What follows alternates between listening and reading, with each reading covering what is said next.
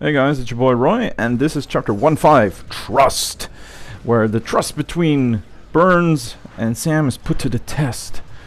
And trust among soldiers, and I don't even know, I haven't watched this story in ages.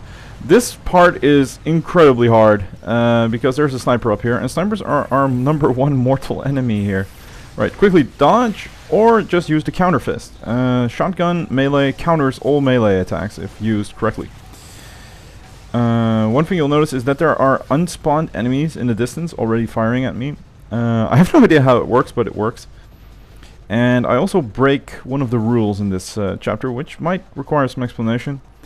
Up ahead there's what do you call it, the cliffside? Like a high ground piece of cover on which there are 3 soldiers, 1 with a turret, no, 4 soldiers, 1 with a turret and 3 snipers. With the shotgun it's practically impossible to kill them all, so I was forced to either choose, grab a sniper rifle or wait for my allies to kill them while I sit back in a piece of cover. I like to not waste my time, so I just ended up grabbing the sniper rifle after a lot of time consideration. I sped that waiting part up. For this part, this cover where I'm in right now is pretty safe. Just be mindful of those turret guys, shield guys, because they can fire rockets and burner lasers, and those burner lasers are a short laser which deals damage, but afterwards there's a small explosion instead as well. There's a little fun little detail that I didn't even know. If you hit a crawler enough, they'll actually stop crawling and go on fighting, which is weird because you'd think they're already dead if they go for a suicide mode. Now for these guys, it's best to get behind them and shoot them in the back. Because as you can see right now, this is just not working. I'm wasting ammo, so I have to backtrack and get that other ammo pack. Generally, they're a pretty fun enemy to fight. They're not too hard to kill, you just have to get behind them, but they also provide enemies with cover, which is a rare thing in a game like this. Just one big danger here are the snipers, which will put me in the red zone instantly. And there I got really bad luck. So I think I'm gonna smoke again. Yeah, there we go. I like smoking. Not in real life. I don't smoke, but almost I forgot to cancel it. Yeah, but I'm still having a lot of fun playing this game on this difficulty setting. It's just a bit of shame there's not a lot to say about it except shoot everything until it's dead with the shotgun. So I'm probably gonna talk about other stuff. I bought Black Ops 2. Yeah, I did that. And it's a pretty fun game actually. I might actually do a run on it sometime in the future. Its AI is still broken as hell. Like in this game you notice that enemies, they also fire at other guys. Like in Call of Duty, they are sexually obsessed with you. It is downright scary. You have guys that have shotguns and they just run around a corner and they haul ass just to kill you, and then they just stand there and get decimated by your allies, and you're like, you wasted your life to kill me. Like it's hard to predict how you're gonna have to fight against these guys, and this is a really risky tactic. But yeah, that game has it has a nice story. It's got multiple endings, which is weird for a game of that genre. And just overall some fun set pieces, cool weapons, futuristic aspects. Yeah, I highly recommend it to those who like shooters, especially first-person shooters. Third-person shooters, there's a lot of other recommendations. The number one, of course, being Vanquish. And another third-person shooter I really liked was Max Payne 3. Yeah, and here I speed it up because I'm just waiting, like thinking, alright, they're gonna kill them, aren't they? Oh my god, this is taking so long. Oh god. Now I'm really out of ammo. Isn't there anything I can do? Come on. Really? Nothing? Please? Anything? Okay, maybe some grenades? Sniper rifle. No? Okay. I go back and I look at their health bars and I'm like, god damn, they took off like 10% of one of these guys. Screw it, grabbing the sniper rifle. Screw you guys. Goodbye, dead meat. Sniper rifle's really good in this game, and there's actually 2 versions. The silent sniper rifle you can keep as long as you don't die after you grab it after the monorail. After that it'll reset back to the normal version. But the silent sniper rifle, I think, deals a bit less damage. It's a really fun detail they put in, but I don't know why they did it. Yeah, I think that's the one thing they should fix in the sequel if they do that, is make it so that you can also stand AR. Because sometimes your line of sight will get screwed up badly, and you'll have like no real way of attacking enemy with AR mode. This is a really fun engagement as well. Lots of Gorgies, lots of Romanov, I think. Yeah, no, Romanov's coming in the second one.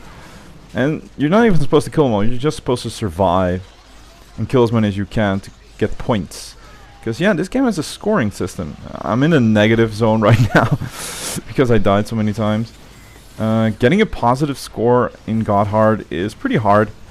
Right now I think I'm in 70th place with a legit score, and that is without checkpoint, without restart abuse.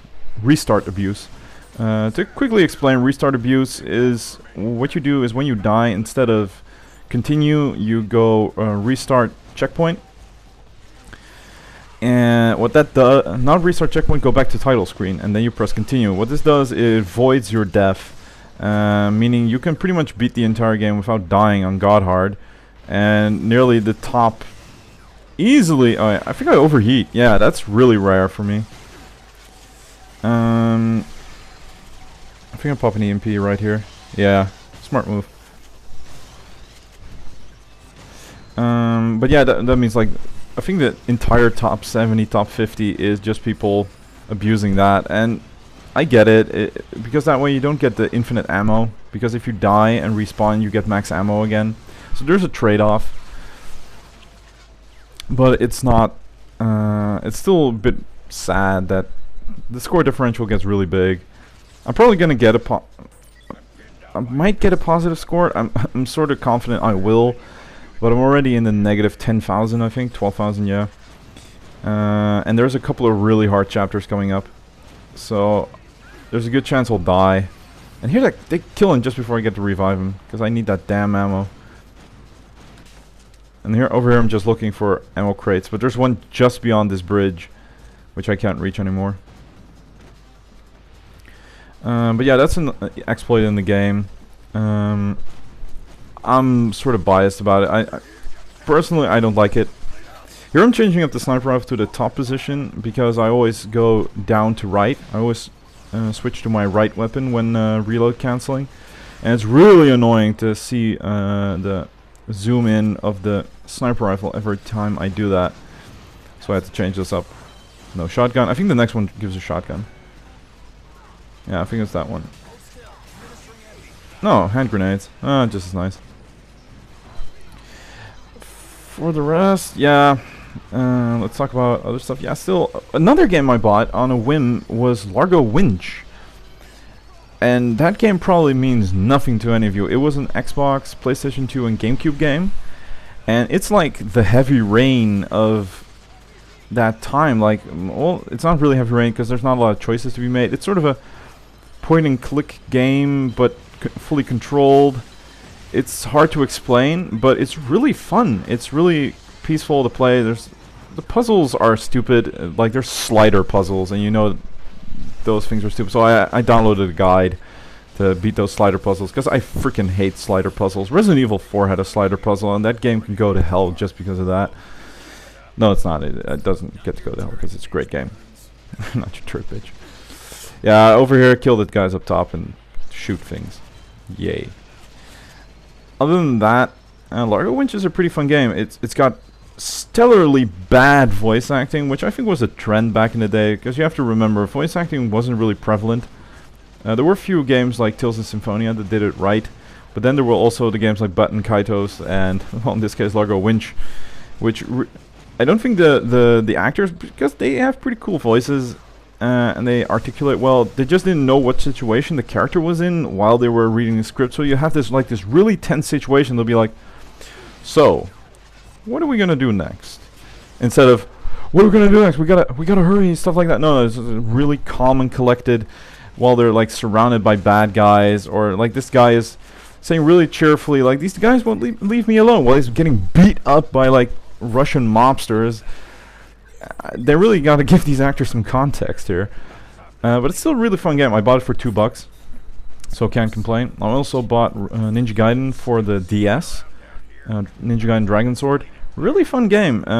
You only have one weapon, obviously, but it uses the touch controls really well, as the entire game is controlled by touch controls. And I thought that would suck, but it works really well, so it took me by surprise. It is a bit of a cheap game though, as nearly all the areas are reused from Ninja Gaiden Black. As are the enemies, they're all reskins. This enemy, really easy. EMP stun him, get 2 shotguns in, melee, and then EMP another one, and then shoot him. If you're really desperate for some reason, you can also destroy the 2 turrets in his back, because he has turrets back there. If you kill those, you're completely safe if you stand behind him. And here I fuck up. And then a kill. And then it's chapter over. How much deaths do I have? I think I'm like at the 36 mark. Yeah, 36 deaths total. Negative 17,000. 8 deaths in this chapter. Not too bad, but it's not going too well.